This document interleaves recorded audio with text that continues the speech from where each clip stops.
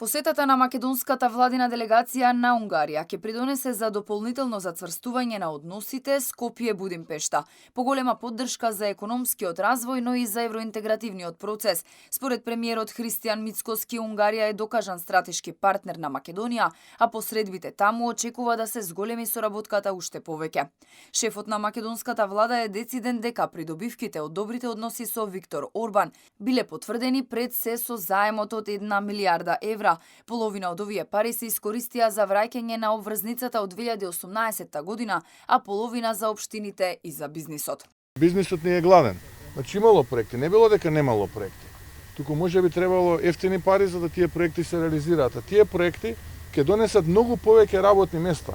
Кога разговаравме со стопанските комори, поставивме на цел од 5000 нови работни места, но моите информации велат дека таа бројка е дуплирана со овие проекти кои што сега бараат финансирање од оваа унгарска линија, и тоа се 380 милиони евра. Очекувам таа бројка да дојде и до половина милиарда, што за мене предизвикува повторно предизвик, инспирација да побарам нови вакви средства за бизнисот, затоа што очигледно дека бизнисот е гладен, сака развој. По заедничката унгарско-македонска владина седница, двете страни се согласија во иднина да имаат поголема соработка при што се подготвуваат договори на ниво на влада во делот на инфраструктурата, воената соработка, образованието, културата, земјоделството.